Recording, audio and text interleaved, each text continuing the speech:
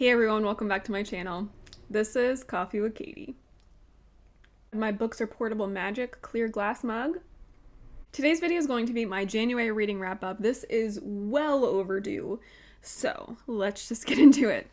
The first book that I read in January was A War of Wyverns by S.F. Williamson. This is book 2 in A Language of Dragons series. I have A Language of Dragons right here. And I was looking forward to the continuation of this, and it was good. I got an audio arc of this from NetGalley, so thank you, NetGalley, and was able to read it early and review it. I think I finished it January 3rd, maybe? January 2nd. So I was able to read it over like a holiday weekend, which was nice. But at first, this book felt like it had a little bit of second book syndrome because it is the second book in the series. But as it went on, I feel like it picked up a lot. And it got more interesting and more action started to happen. I do think it was still a lot of build up for the next book, and I'm wondering how it will all kind of come together, but it was also a really sad book, which is understandable because of the war.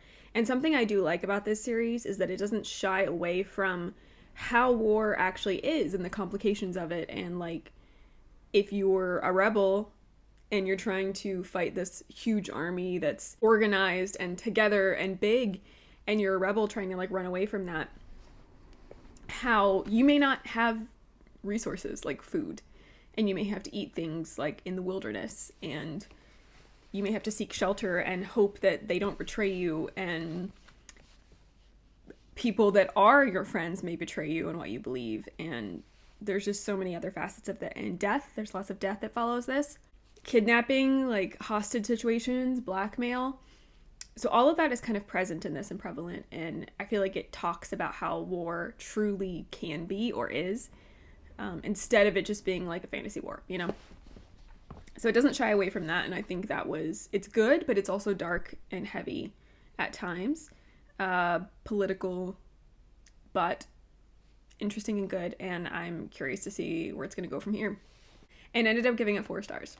And then I was finally, and I still don't have my copy right next to me, so it's somewhere else, but I was finally able to continue and finish the Frostblood saga by Ellie Blake. So I read Fireblood by Ellie Blake, and I still really, really enjoyed this book, but Frostblood was a 5-star read for me. Fireblood didn't quite live up to that hype, but I still really, really liked it. It just did have a little bit of a touch of second book syndrome and some issues I had with it, but I really liked the new characters you're introduced to in Fireblood, and the land we got introduced to. Also just frustrating when evil powers are at play and take over people. Like, that's just such a frustrating situation for everyone. It's frustrating for the reader, it's frustrating for the characters. It's just really annoying, and I understand why. But when that happens, I'm always just like, ugh, it just grates on me. I'm like, they're under a spell, or like whatever it is, you know? But at this point, I was excited to finish the trilogy and still really enjoyed it and all the abilities and the fire. You get a lot more of the Fireblood, obviously, magic in this. She goes to the Fireblood land and meets people. So, liked that a lot, and I ended up giving it 4 stars. And then I finished the saga with Nightblood by Ellie Blake. Immediately went into this, which was fun. It was fun to like immediately continue the series. I'm trying to do that a lot more when I can. Did I buy this for $2.75? That's wild. Okay, anyway. So this wraps up the trilogy, and I still really liked this, but the first is still my favorite. You can't top it to me. I just really liked it. I felt like it got a little disjointed at the end, and I didn't appreciate the author playing with the emotions of the reader, but I did like it. I liked the magical elements that are introduced in this book particularly that aren't in the other books. I liked that. And how even though the female main character is the chosen one, she actually struggles to be strong enough to fight like the big bad, the villain, the enemy. And not in like a underdog type of a way, like she's failing and she will probably not win. And I liked that element of it because so many times I've seen that trope before. It's not like it's never been done, but I think so many times they like find this secret magical way that overpowers them, and this was kind of like different. It was like she couldn't do it on her own, and I enjoyed that. And I did like the ending. I do like the ending, how it wrapped up, but I do think it was rushed. It felt kind of rushed, but was still very enjoyable. And then I'm going to give you kind of like a spoilery element to this because there is a love triangle in this series. And I did feel like the love triangle element that's brought in is a little strange. It seemed to be dramatic at first, and I was kind of like, okay, I could get into this at first. Maybe. But then it resolved like almost immediately, which felt kind of silly. And it felt like, then why did you introduce it? If it's not going to be a plot point, it's not going to be like a point of contention, it's not going to add to the story that much, why did you do it? You know? Still loved this series. The first book was 5 stars, the second book was 4 stars, and this one was 4 stars. Still love the trilogy. But it's just a couple of notes, you know? And then I finally read A Feather So Black by Lyra Celine. And I was really looking forward to this book. It's like a Swan Princess retelling, Fair Folk Book 1. And it didn't live up to my expectations completely. I had a weird relationship with this book. The start was interesting, but for some reason, as the story kept going, I wasn't able to follow as well as I usually can. First part and some of the middle felt a little bit meandering to me. She had a mission, but it also felt like, where is this going? You know? Or what's the point? Like, we may know where this is going, but what's the actual point? For a while. I didn't love the dynamic with the male main character, who she really liked. She felt a little bit gullible. But there's parts of it that I enjoyed. I enjoyed her exploring that what she had been told her whole life may not be true, and how abuse can be manipulation, and having to work through that. I enjoyed those elements of it. And I really hope the world and the story opens up in book 2, which I have book 1 here and book 2 here already. I hope it opens up more in book 2 and that it gets more intense and interesting. Because if not, I don't know if I will continue it. But I did like it. I didn't hate it. I gave it 3 stars. And then I did a whole book review on this, so I don't feel the need to stay on this too long. But I read Dragon Cursed by Elise Kova. This came out in January 6th. And then I think January 13th for the audiobook or something.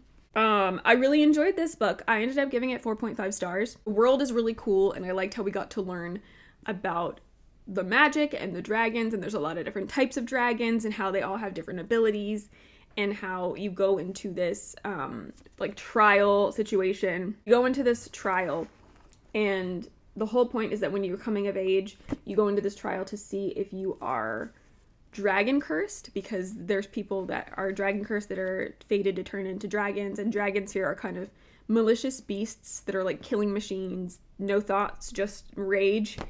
And so they're seen as evil, and they try to eradicate them. And they think that they're causing the scourge, which is slowly killing the world. But I won't stay on this too long again, because I do have a full book review on it. But I did really like this. It's a YA series of Elise Kova. I read the Married to Magic. I've read several books in the Married to Magic series by Elise Kova, and I wasn't the biggest fan. I thought those were just kind of like okay, but I really liked this. So I'm excited and looking forward to continuing. I think the next book doesn't come out until 2027, which sucks, but when it does, I will read it. And then last but not least, I read Secret Nights and Northern Lights. And then last but not least, I read Secret Nights and Northern Lights by Megan Oliver. This was cute. I wanted to read this because it was a contemporary romance set in Iceland, and that's really the only reason I picked it up. And it did not disappoint in those areas. This was cute. I think I read this in like 2 days, 3 days. I liked the Iceland setting a lot. That was actually a big focus, and it's actually a really big focus of the book, which I appreciate, because I think some books you can get into and it's set in Scotland or whatever, but you're not really getting a lot of that. You're more getting the story and the plot, which makes sense, of course, but the exploring Iceland and the different nature aspects of it was a huge part of the plot of the book, which was very exciting, and I really liked that. Very focused on that, since they are doing a piece on Iceland as a travel magazine. And it's a journalist and a photographer teaming up for this magazine. So she is the journalist and he is the photographer. And very simply, they were childhood best friends and first loves, but then he ghosted her, kind of broke up with her, so it essentially broke her heart, and she was done. They haven't seen each other, talk to each other in years, and now he's a renowned photographer, and her magazine collaborates with him to do this trip, and then they ask her to do it. She's kind of like at a dead end job. She's doing more like local fairs, county fair type of stories, and she's not at a dead end job. She likes it, but she doesn't get to travel. She doesn't get to do the cool things, and they invite her to join him on this Iceland trip, and so she of course accepts because she thinks it's going to be a really good career move.